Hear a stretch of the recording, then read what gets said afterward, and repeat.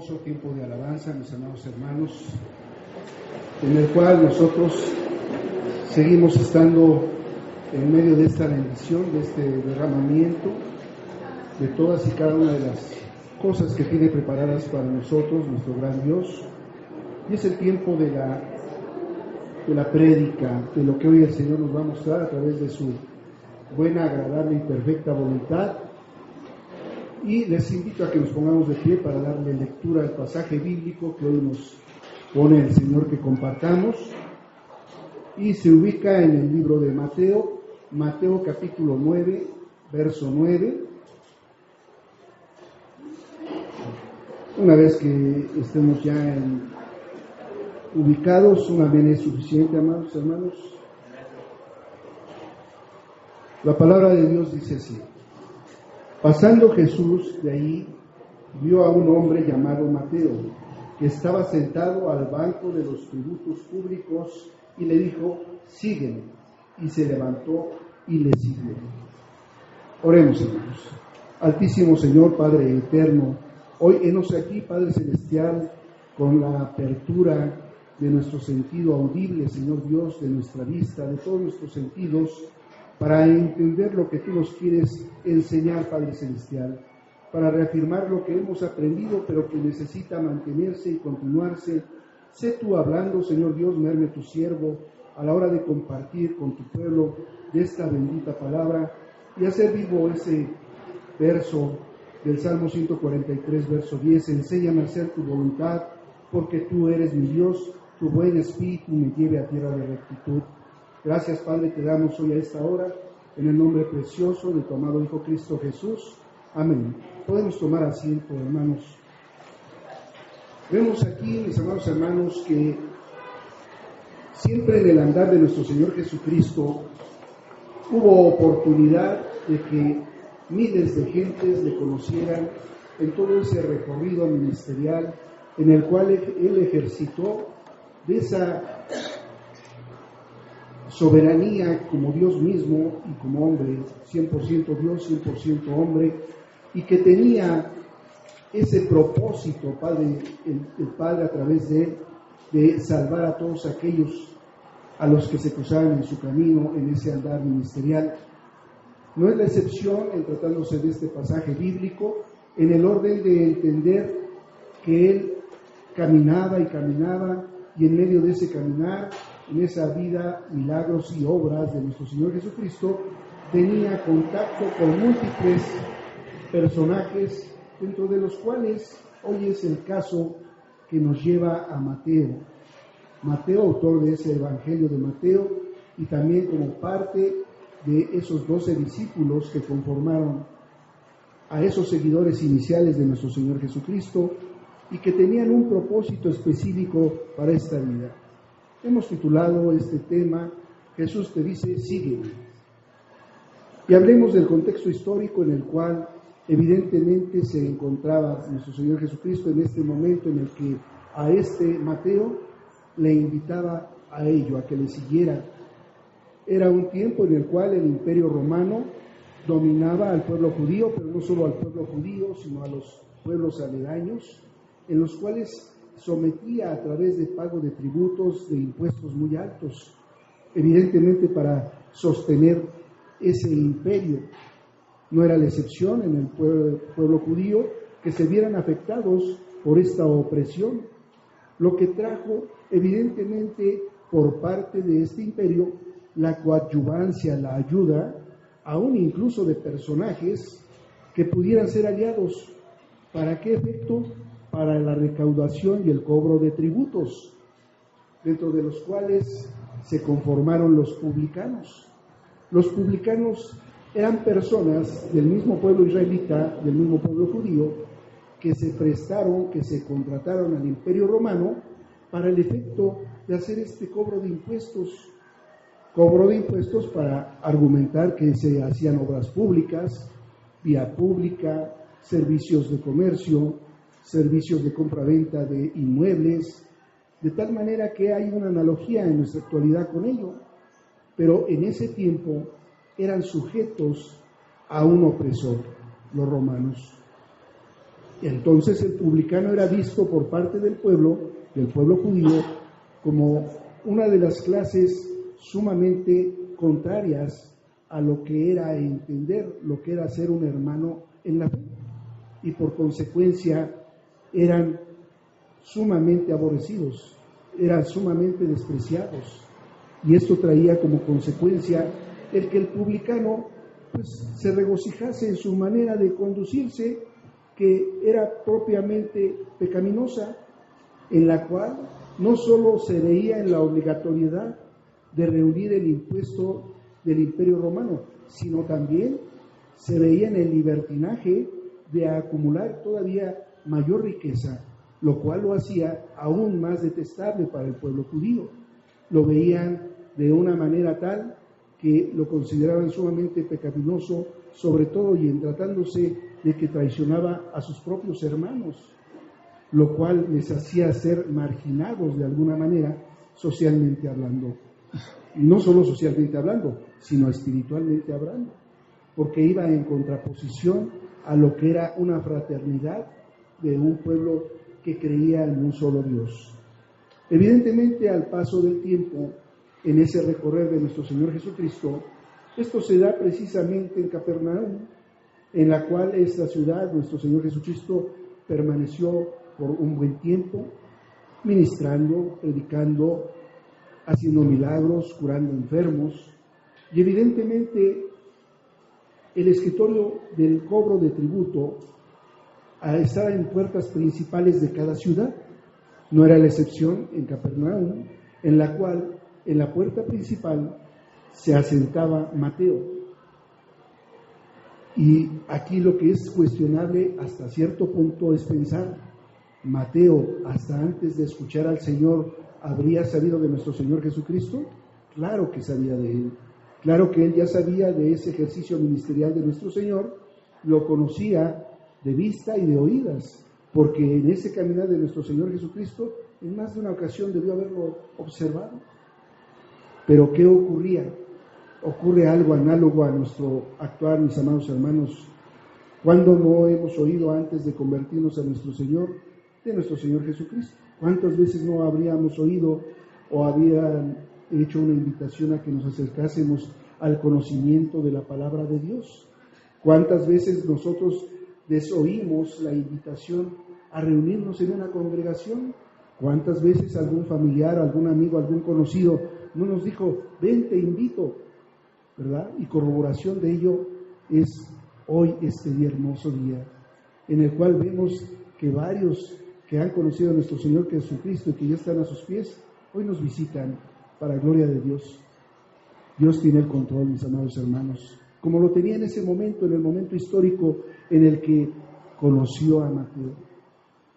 Y ocurre lo que tenía que ocurrir. Nuestro Señor Jesucristo lo mira y le dice, sígueme.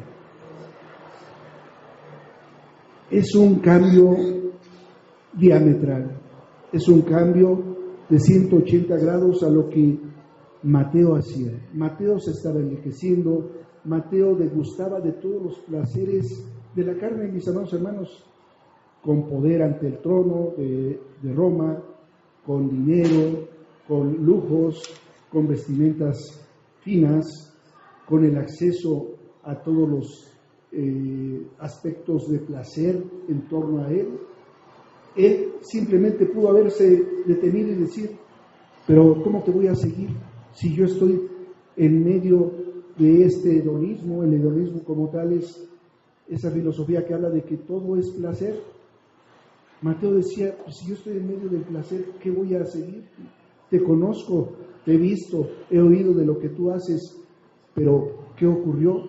No fue cuestionado ese llamado y acudió ante la omnipresencia, omnisciencia y omnipotencia del Dios Altísimo, representado en ese periodo de tránsito en carne, siendo 100% Dios, a nuestro Señor Jesucristo. Atendió a ese llamado. ¿Y qué ocurre a continuación de ello?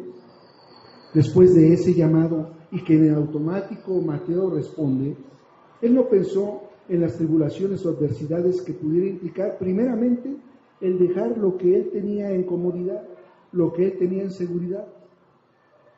Él en el fondo de su alma sabía que había que canjear esa manera de vivir por un acudir a un sígueme de nuestro Señor Jesucristo. Akouloutesis mi, quiere decir sígueme del griego. De esa manera se dirigió a Mateo, akouloutesis mi. Y esto implicó una renuncia a una vida antigua, a una vida de comodidad, a una vida en la cual tenía él la certeza de que al día siguiente iba a tener un sustento, de que al día siguiente iba a tener lujos, de que el día siguiente iba a tener placer.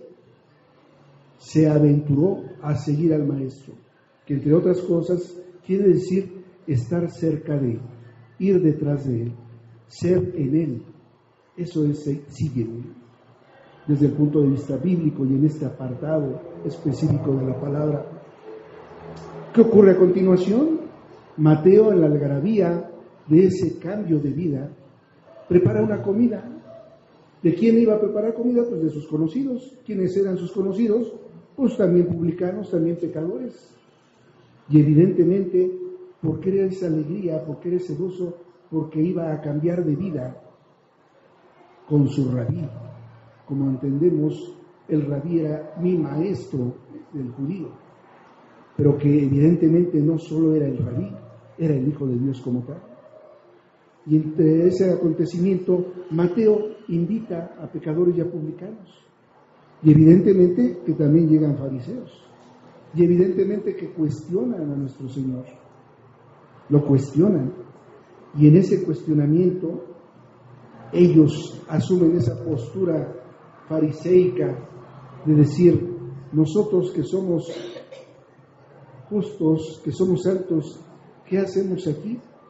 Y ahora tu rabí, que atiende a publicanos, que atiende a pecadores, ¿por qué lo hace? Y en las palabras parafraseadas de nuestro Señor Jesucristo, Él le dice: es que yo no vengo por los que están sanos, yo vengo por los que están enfermos. Pero a manera de ironía a estos fariseos, en el orden de hacerles entender que ellos están más enfermos en esa soberbia, en esa arrogancia, y el Señor en su gracia, en vez de verlos de lejos, los acoge, dándoles el conocimiento en parábola que tampoco entendían, porque era parte de lo que Dios aborrecía en los fariseos, los ojos altivos. Y hasta en tanto se quiera permanecer en la arrogancia, en la soberbia, lo único que está antecediendo es una caída que va a llevarle esa misma soberbia a aquellos que se mantienen en esa arrogancia. Tal era el caso de los fariseos, de los judíos en particular. Sepulcros blanqueados por fuera, pero podridos por dentro. Y de esas 6 cosas que aborrece el Señor y 7 abomina: los ojos altivos, la lengua mentirosa, porque ¿acaso no todos los que estamos aquí estamos enfermos? Necesitamos de un sanador. Y gloria a Dios porque se corrobora en ese control que Dios tiene, de esa necesidad de ser sanados, pero no solo en el orden físico, no solo en el orden emocional, sino en el orden espiritual, mis amados hermanos. Teme a Jehová, no seas sabio en tu propia opinión, aléjate del mal, del pecado, de lo que transgrede las leyes naturales, que será medicina a tu cuerpo y refrigerio a tus huesos, dice el proverbista, también lleno del Espíritu. Pero que esos fariseos en ese contexto decían: no, nosotros no necesitamos ningún rabí, nosotros somos hijos de Abraham. Y cuando nuestro Señor Jesucristo en otro pasaje bíblico los confronta, les dice: si su padre es Abraham, ¿ustedes creerían en mí?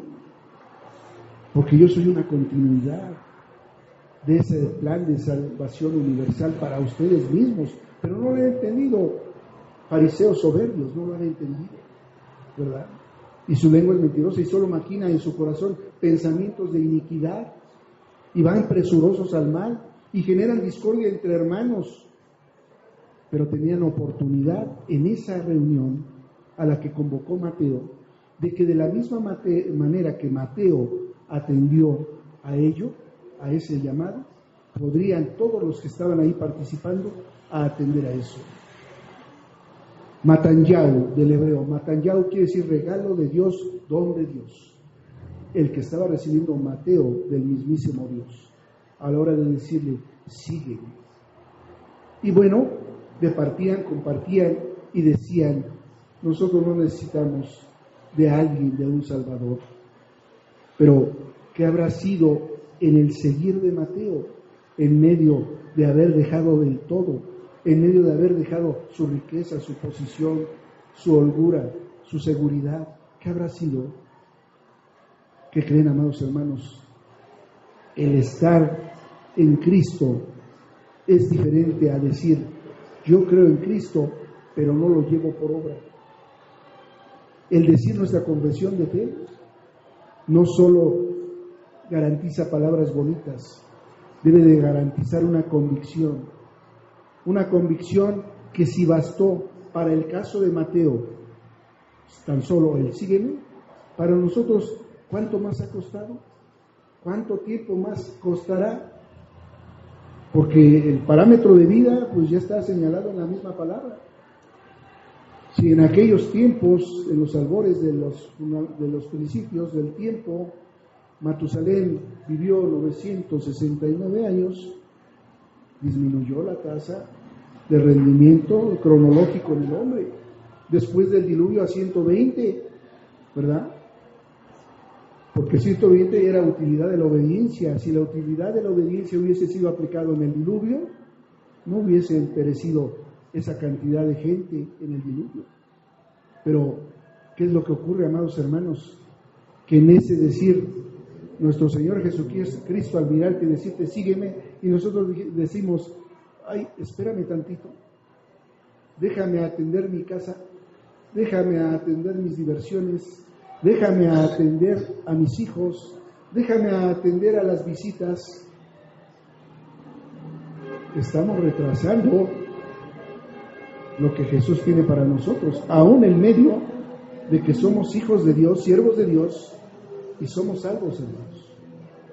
Pero cada resistencia a lo que Dios nos pone es no entender que tenemos, y sale a colación continuamente, Getsemanís. Getsemanís quiere decir prensa de aceite, ahí donde nuestro Señor oró lágrimas, oró y sudó sangre. Nosotros generalmente tenemos esa prensa de aceite entre sea tu voluntad o la mía, y constantemente, lo comentábamos hace un momento en la clase, constantemente si ponemos sea tu voluntad o la mía, no tengo ganas de ir a congregarme, sea tu voluntad o la mía, congrégate, que te está diciendo, sígueme. Tengo ganas de orar o no orar, ora, sígueme. Tengo ganas o no de leer la palabra de Dios, sea tu voluntad o no la mía, lee la palabra, sígueme. Pero ¿cuántas veces decidimos seguir nuestras propias necesidades? Y entonces hay una realidad. Nuestro Señor Jesucristo es vasto y suficiente para nuestra salvación. De tal manera que si no lo entendemos, andamos divagando. Y toda esa algarabía, esa alegría que Mateo sentía a la hora de seguir el camino de Rey Vida, no la vamos a sentir si no tenemos una decisión. Y aquí lo importante, hermanos, es priorizar decisiones. Esto es cuestión de prioridades, ¿sí? Yo les pregunto, ¿es una prioridad respirar o comer? Respirar. Si no respiramos, no comemos. ¿Y qué creen? El primer alimento es el aire. Y ya desde ahí estamos alimentándonos. ¿Cómo va cada cosa virtuosa que viene de Dios en un círculo virtuoso? A contrario sentido de lo que es el pecado. ¿Sí? Porque si uno minimiza pequeños detalles, es cuando entonces minimiza el pecado. Y para el Señor no hay pecado ni chico ni grande, es pecado. Es errar al blanco. Es dejar de hacer lo bueno sabiendo que es lo bueno. ¿Y qué es lo bueno? Lo que viene de Dios. ¿Qué es la verdad? Lo que viene de Dios. ¿Qué es la mentira? Lo que nosotros, como seres humanos separados de Dios, hacemos. La ecuación es muy sencilla, hermanos. Sin Dios no tenemos camino y andamos extraviados. No tenemos luz y andamos en oscuridad. No tenemos vida y andamos en muerte. No tenemos verdad y andamos en mentira. Mateo, con una palabra decidió lo bueno para su vida. Porque yo tengo pensamientos de bien y no de mal para ustedes, para que tengan un futuro y una esperanza. Jeremías 29:11. ¿Verdad? Mis caminos, mis pensamientos son tan altos, no se comparan a los de ustedes, que piensan que sus caminos, seres humanos, son rectos, pero son caminos de muerte. Y entonces viene la confrontación. ¿Que acaso no mencionábamos, lámpara es a mis pies, tu palabra y lumbrera en mi camino? ¿Que acaso no hemos experimentado eso? ¿Que acaso no hemos experimentado que bienaventurado el varón que no anduvo en consejo de malos, que no se ha detenido en el pecado y que no se ha sentado en silla de escarnecedores y que por el contrario se ha alimentado de la palabra y medita en ella de día y de noche? Eso lo hemos experimentado todos, mis amados hermanos. Pero observamos que el seguir a Cristo no es solamente aceptar la invitación en base a una decisión sabia, por cierto, sino el de permanecer, el de preservar lo que nuestro Señor Jesucristo nos viene enseñando desde que conocemos de Él, desde que conocemos de ese estilo de vida crístico. Es una manera de vida. ¿Pero qué creen? Es una manera de vida que nos lleva a vida, a contrario sentido de lo que pudieran ser caminos del hombre, que son caminos de muerte. Si bien es cierto, el predicador o Eclesiastés, que fue Salomón, lo hemos compartido, el segundo hombre más sabio después de nuestro Señor Jesucristo, aquí en la tierra, al final, en su último capítulo, en su versículo 13, capítulo 12, versículo 13, el fin de este discurso es: guarda los mandamientos, teme a Jehová. Es el todo del hombre. De tal manera que si esta verdad la asumimos dentro de nuestra edad cronológica antes, tendremos oportunidad de llevarlo por obra por el periodo de tiempo que Dios nos permita. Y eso nos hace sabios, hermanos. Y no a contrario sentido, como lo hemos comentado. Información de la palabra de Dios sin obediencia nos hace hipócritas, nos hace fariseos, hermanos. Y debemos de cuidarnos, pues, de tener una conducta moralmente aceptable, pero no una vida espiritual transformada. De tal manera que todos y cada uno de los que estamos aquí, estamos en un proceso de santificación por obra del Espíritu Santo, pero va en función de qué es lo que queremos que se jerarquice o priorice. Yo veo a nuestra querida hermana Carmen con un semblante tan lleno de esperanza, de agradecimiento, de luz, que se palpa, mis amados hermanos. ¿Por qué? Porque el Señor sigue haciendo la obra en todos y cada uno de nosotros. Pero ¿qué necesitamos? Entender que tenemos que perseverar en caminar en santidad, porque va a haber muchas adversidades, va a haber muchos tropiezos. ¿Y quiénes son quienes nos tropiezan? Porque no podemos eximirnos de la responsabilidad de que nuestras debilidades nos hacen tropezar, el diablo y el mundo. Pero tenemos esa oportunidad de reconducirnos y de seguir a Jesús en cada momento. Es un trabajo demandante, intencional, proactivo. No dejemos que se enseñoree el enemigo, no dejemos que nos aletargue, no dejemos que nos duerma. Abramos nuestros ojos espirituales para que veamos en dónde estamos pisando. Y estamos pisando en roca firme, en la roca de nuestra salvación. Y veíamos entonces en el desarrollo de este contexto histórico cómo Mateo le gustaba de esa reunión, pero ¿saben por qué? Porque estaba la presencia de Dios ahí mismo en medio de todos. Y él ya había tomado una decisión. Él ya había decidido dejar su vida pasada por el poder de estar en Jesús. Si nosotros continuamos en ese aletargamiento de querer vivir conforme a nuestra manera, conforme a nuestras formas antiguas de conducirnos, no va a llegar a quitarse esas escamas como las que se le quitaron a Pablo, y vamos a estar medio ciegos y medios tuertos ¿Qué dicen? El tuerto entre ciegos es rey. Pero hay que estar con los ojos bien abiertos espiritualmente hablando. ¿Sí? Tenemos la oportunidad de que en una sola palabra que se nos ha repetido de múltiples maneras, nosotros tomar la decisión de lo que ya somos, ser aún mejores. Porque aquí estamos para servir, no para servirnos.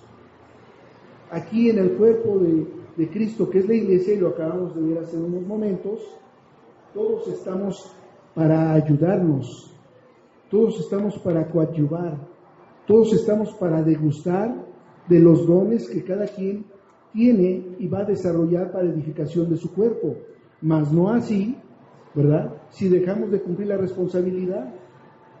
El peso de dejar de cumplir nuestra responsabilidad es no responder a lo que Dios está marcando que se haga. Y la realidad, mis amados hermanos, no es llegar a calentar una banca a la iglesia. La realidad es llegar a servir a la iglesia. ¿Por qué? Porque hay más agradecimiento a Dios en el dar que en el de recibir. Y nosotros tenemos el deber, por amor a Dios, de servir. Entonces, todo ese potencial que existe en cada uno de nosotros se va a desarrollar en base a decisiones diarias, como la que tomó Mateo en su momento. Lo siguió sin cuestionar. Nosotros debemos ya de tener demasiados elementos por el tiempo de nuestro caminar cristiano como para hacer lo que tenemos que hacer por amor a Dios, para continuar siguiendo su camino, para continuar orando, hermanos. Cada que nosotros tenemos la invitación a hacer lo que tenemos que hacer y lo dejamos de hacer, hermanos, estamos pecando por omisión. Hay pecados de comisión, lo decíamos. Honra a tu padre y a tu madre y tendrás largura de días. Comisión, omisión, no matarás, no robarás, no desearás ni al animal, ni a la mujer, ni a las propiedades de tu prójimo. Hasta en tanto no cumplamos eso por decisión como la que se tomó de seguir a nuestro Señor Jesucristo, nosotros estaremos endebles, estaremos en la incertidumbre, en la oscuridad. Si en un hombre operó con una palabra, todos somos distintos y en todos tenemos un proceso en el cual no es lo mismo, ¿verdad?, tener enfrente a nuestro Señor Jesucristo de carne y hueso, siendo Él el divino ser que era, Dios mismo, pero se equipara a nivel de lo que es su palabra, porque es su palabra Él mismo. Y entonces, si tenemos un proceso para los propósitos de Dios de seguirle, no cejemos en el esfuerzo, hermanos. Seguir implica un esfuerzo, seguir implica ir al lado, seguir estar detrás, seguir al otro lado. ¿Por qué?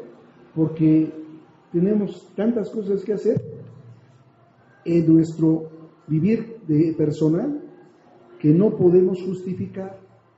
No podemos justificar.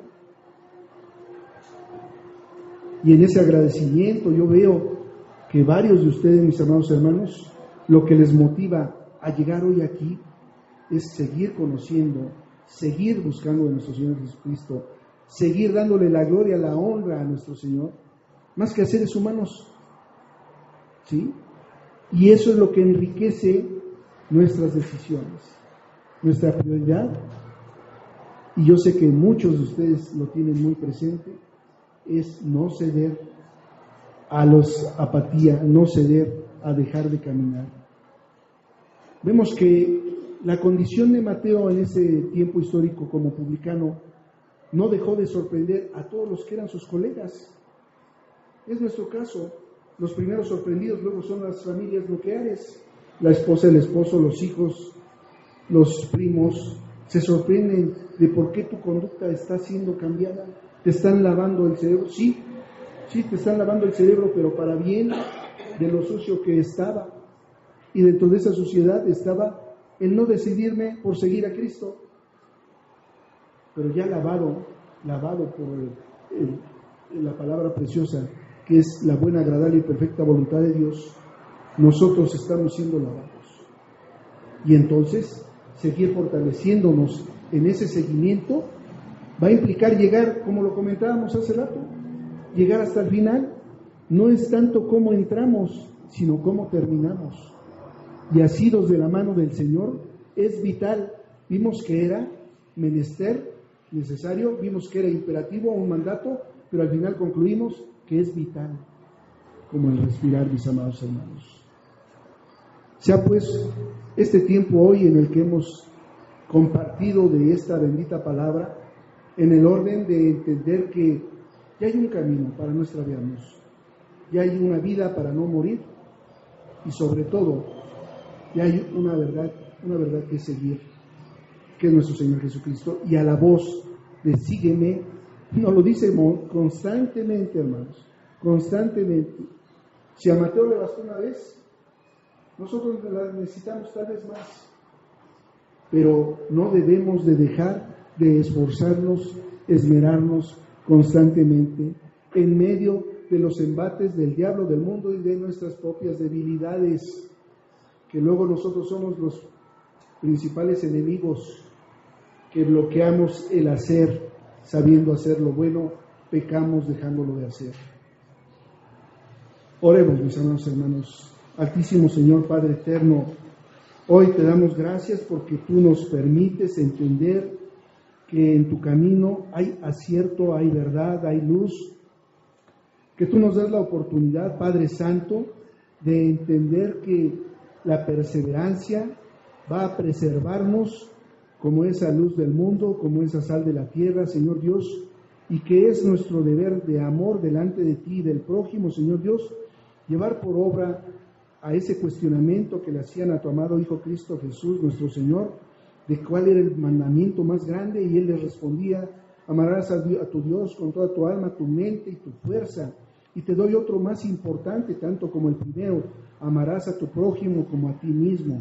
Gracias, Señor Dios, porque tú nos permites dar ese seguimiento en nuestro diario hacer cristiano, para honra y gloria de tu nombre y bendición de nuestras vidas y de nuestros prójimos. Gracias, Señor, te damos hoy a esta hora, y a ti sea la honra, la gloria y la alabanza por los siglos de los siglos, en el nombre de Cristo Jesús. Amén. Amén.